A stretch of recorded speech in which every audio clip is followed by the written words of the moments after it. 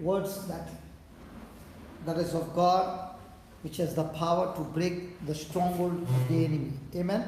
Amen. Hallelujah. Hallelujah. Now, last night I was sharing the same word in a place, and I was saying that we all are baptized in Jesus. Amen? Amen. We all believe in Jesus. And I was sharing with the people, and I said, the Spirit of God is residing inside of us. And that Spirit of God is all the time waiting to do amazing things in our life. But the issue is that am I responding to the Holy Spirit? So last night I was telling the people that to prove to you that this word is true, after I finish my preaching, I'm going to call somebody who has never prayed over anybody in her life. And I called a lady, and there was a lady with crutches for 14 years. She had come with crutches that evening last night, and we had a simple prayer. And this lady who has never prayed over anybody said a simple prayer, what I taught her. And the next moment, this lady, there was no place inside, so she went marching right up to the gate, and she came back marching. And I asked her, when was the last time you walked like this? She said, 14 years. A priest who was sitting there who had a stroke, he was listening, and he began to lift his leg. And he said, after 2 years, for the first time, I'm able to lift my legs. And he began to walk. Praise God. So the same Holy Spirit is in each one of us. And today what we are going to study is how will the Holy Spirit begin to work in our life. Are you interested? Yes. Come on. Yes or no? Yes. Now, the first thing is when we sing that song, Holy Spirit come. Come Holy Spirit, I welcome you. You know what he is saying? When did I go out? Because the Bible says, Jesus says, when the Spirit of truth will come, he will come and live in you forever. It was in the Old Testament that the Holy Spirit would come and go. Why would the Holy Spirit come and go? Because the Holy Spirit would come upon a person but never come into a person. What was the reason? Because man was a sinner. But in the New Testament, the sin has been nailed on the cross. Our sins are forgiven. And through the blood of Jesus, our spirits are made new. And therefore, the Holy Spirit comes to dwell in us forever. That's why we are called as born again. We were born from a mother's womb, but with the nature of corruption, with the nature of sin, to rebel against God. But in the New Testament, we have the righteousness of God. That means we have the very nature of Christ. Now comes the big problem. A person is born again, his spirit has been made new, his body is the same, his soul is the same, his thinking is the same, his knowledge is the same, all other things are the same. The change that took place is by the power of God, and it's a blink of an eye that you are made absolutely new in your spirit. And that's why we are called as new creation. We are not, the word of God does not say those who are in Christ Jesus are becoming into a new creation. The Bible says the one who is in Christ, he is a new creation. All the old is gone, and behold, all things have become new. Now this all things which have become new is only in the spirit and not in his mind. Praise God. Hallelujah. Hallelujah. Hallelujah. So please write down this.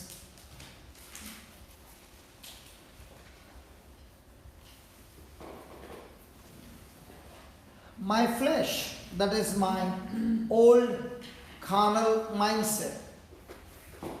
Hallelujah. My old carnal mindset is in constant conflict with your born again spirit for control of your life. So inside of me there is a conflict. And what's the conflict?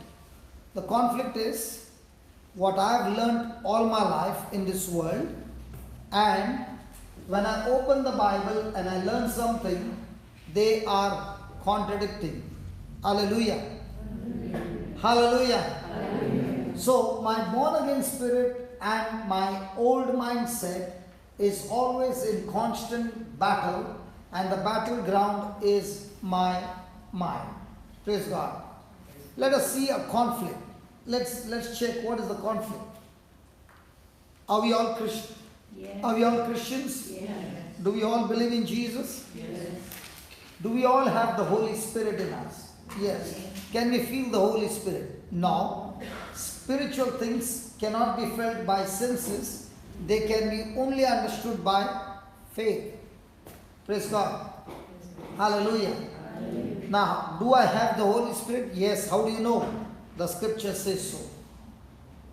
Now, because I cannot feel the Holy Spirit with my senses, there comes a big issue in my life. How am I going to believe that the Holy Spirit is in me? The only way I can believe that the Holy Spirit is in me is by believing the scripture. Hallelujah. For example, Jesus said, all those who believe in me, when they lay hands on the sick shall recover. Praise God. Now, the word of God says that my hands are anointed. But my senses are saying, I cannot feel anything on my hand. So now begins the battle.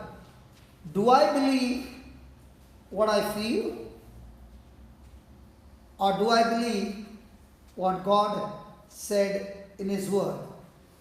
Hallelujah. Hallelujah. As long as I believe what I feel, then I am believing my facts, my feelings, but not what God has promised me, which cannot be felt with my senses.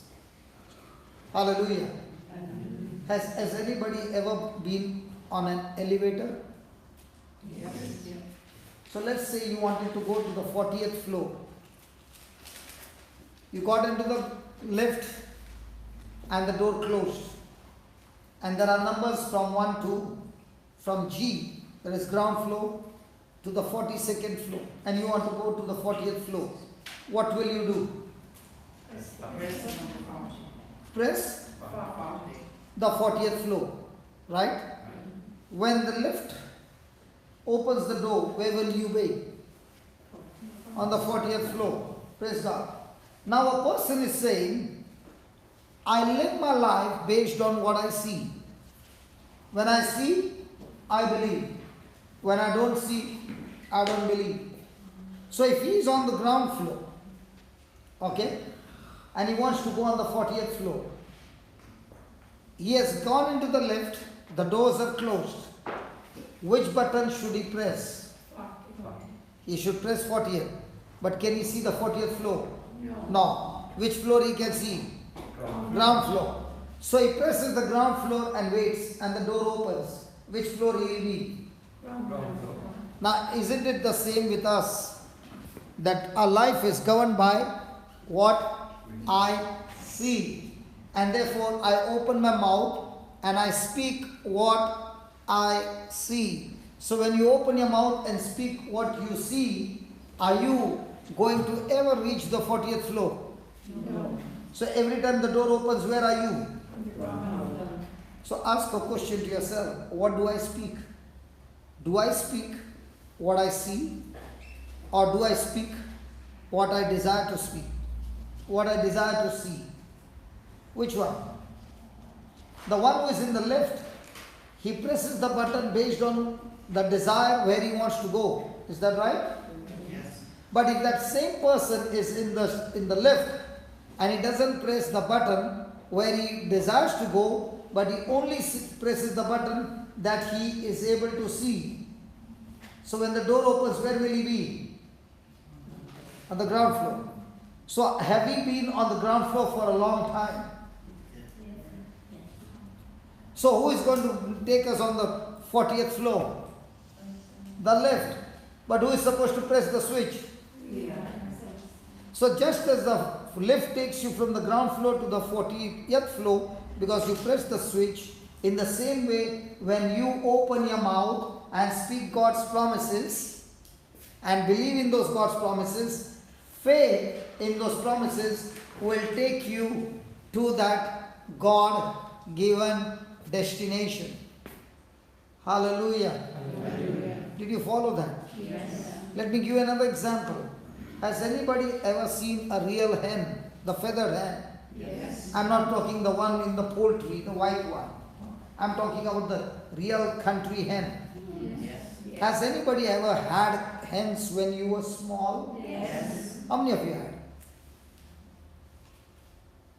And you had chicks born hatched in your house? Yes. Anybody knowing anything about the chicks? Yes.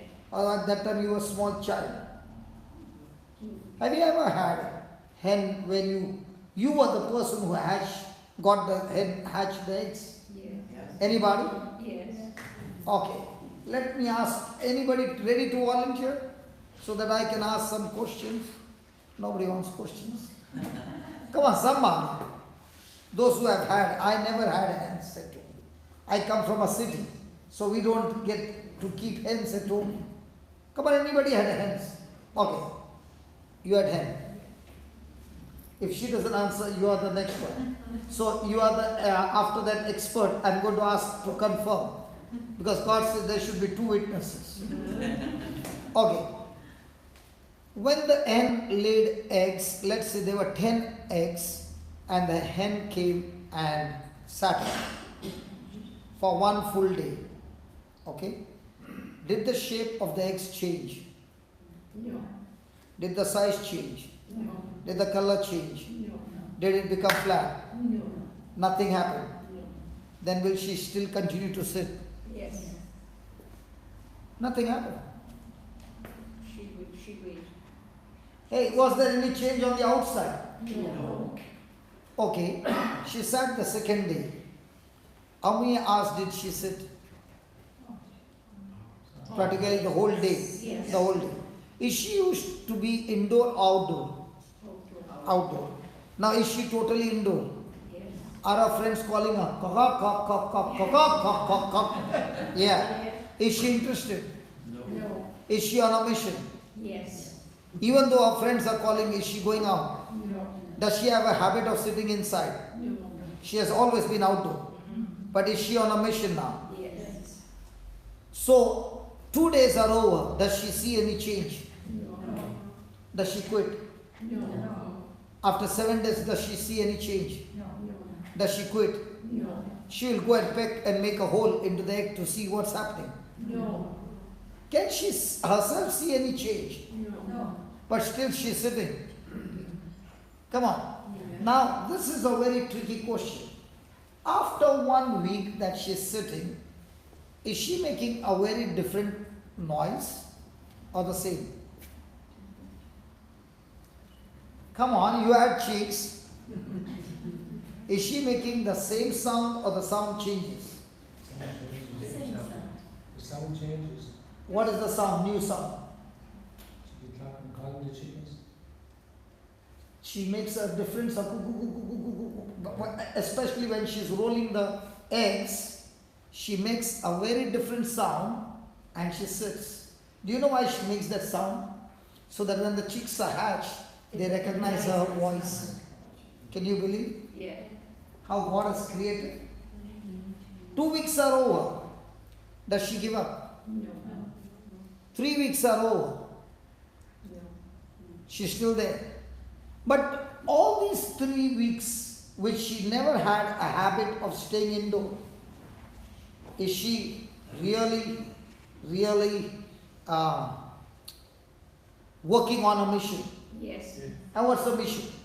To have the chickens. To have the chicks. Praise God. Now, on the 21st day, the eggs crack and the chick comes out, right? Yeah.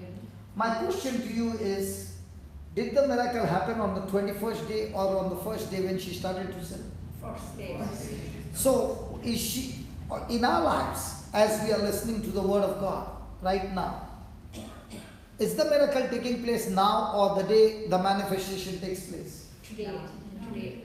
Now, are we also serious like the mother hen? Yes. That we will say, I'm not interested in anything else. I'm going to continue, praise God, to sit on that word, and what would be my hatching? Speaking it over and over again to myself so many times that what the doctor said, what the symptoms said, what the feeling said, you have killed it completely by meditating and speaking the promise the whole day, the whole night. Because Psalms 45 verse 1 says, Psalms 45 verse 1 says, my tongue is a pen. Hey, my tongue is a pen that writes on the heart. Does everybody got a pen? Yes. I'm talking about a spiritual pen. Hello? Anybody having a Bible? Open the Bible to Psalms 45 verse 1. My brother Amal has gone to work. Or should I show you?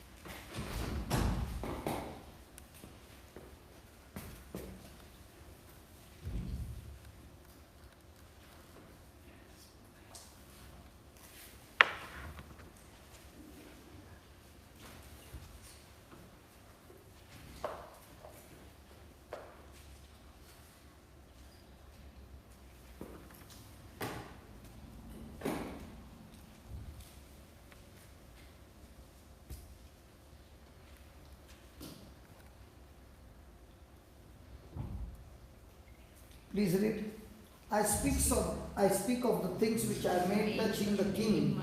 My tongue, what? It's the pen. Hallelujah. How many of you knew that your tongue is a pen? A spiritual pen. Now what's the ink? My words. So how do you use the pen? Hello, how do you use the pen? So when the doctor is speaking to you some words, have you opened your heart to listen to the words? Yes. And when he has spoken those words and you believe those words, now is he able to write the words on your heart? Yes. And when you have believed it like a concrete, has he engraved that word in your heart? Yes. And when it is engraved in your heart, the Bible says issues of life flow out of the heart. So now when you are sitting here, what are you doing?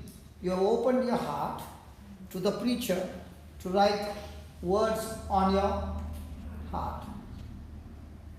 So I go to another sister and I speak.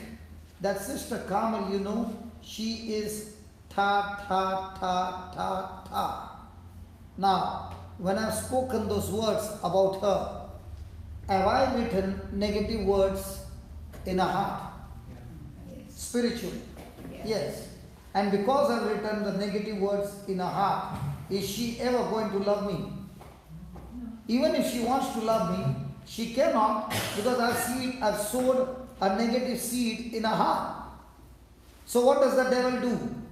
When there is a beautiful couple coming together to get married, they are full of love. He will create a situation where somebody is hurt, and when that somebody is hurt, that person will open his mouth and speak words, not might be directly, but might be in the washroom, or might be to the mother, or might be to somebody, about the other person, speaking about the negative things. Now, has that person written and planted the seeds in the heart? Now, is that relationship going to turn around for good, or is it going to turn around for evil? So, as a pen that you have, whose ink never ends, it only ends the day you die, and the ink is in large supply, and what's that ink? Your words. How do I use this pen throughout the day?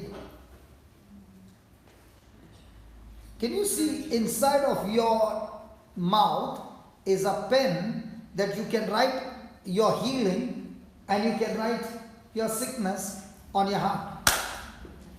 Whatever you write is the harvest you will receive. So most of the time, are we speaking and writing life on our heart or death on our heart? So do you expect some healing to come? So what is the Bible? A Bible is a book of ink that you can take it and use that ink to write it on your heart. And when you use the ink of the Holy Bible, will it bring life or death into your heart? Can you ask your neighbor, your pen has got which ink? The kingdom of light or the kingdom of darkness? What is your friend saying? Does your friend has a pen? Hello, does your friend has got a pen? Yes, what's the pen? My tongue. Is my tongue full of the ink? Yes. Which kingdom? I don't know. So the more and more you go to the clinic and spend more and more time with the doctor, is he giving you the ink of heaven, or is he giving you the ink about all the knowledge about your sickness? And when he has engraved it with total sharpness, and you have given him a chance by agreeing to what he says, now what will be your harvest? When you got the baby, can I share? Yes. When you got the baby's news that your baby's got tumors, how old was she? 14 months. 14 months, brain tumor. Yes. And then when you got another news that now the tumor is on the spine, what was the age? 4. 4. Now when you have all this and the doctor saying your baby can last maximum 3 months, 3 to 6 months. Now, can those words be written on your heart? Yes. Yeah. And was it very deep? Yes. Yes. Was there any hope? No. No. Now, even the experts told you'll be losing your baby every day. You will see one by one things falling apart. Your baby will not be able to walk, and you could already see the symptoms. Right? But when somebody said with you, please call Brother Amal, right? You all called him, and you also were searching for the truth and what the Lord gave you about the fig tree, and you met Amal and he spoke about the fig tree for 2 hours. What was he doing?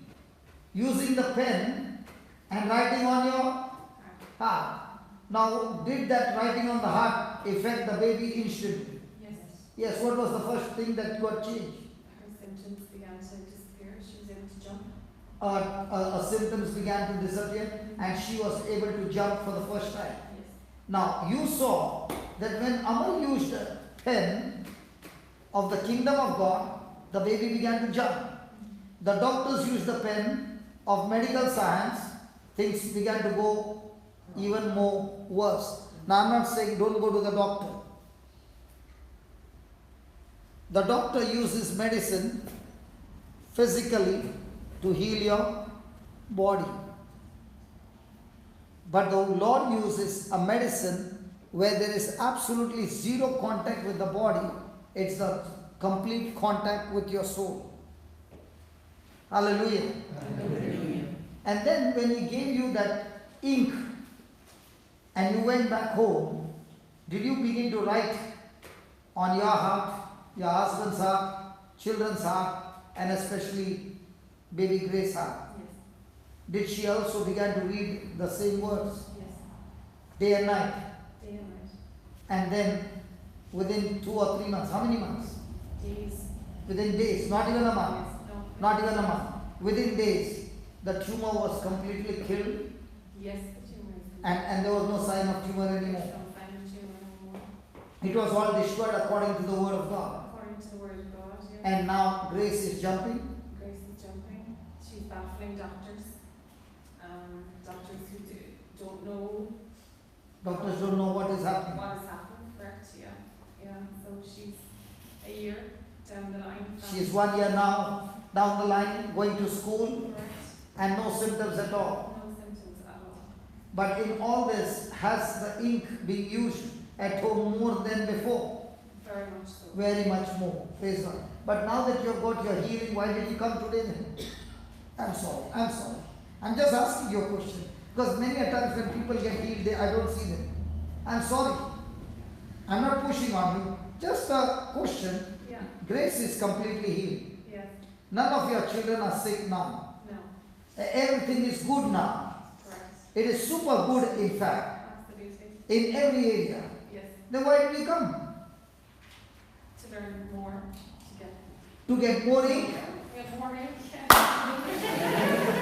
Hallelujah. So what's the intention of getting the more ink? Now everything is blessed. Take it and give it to everyone else. I think. Very good. Praise God. Can we give the Lord a big hand for that?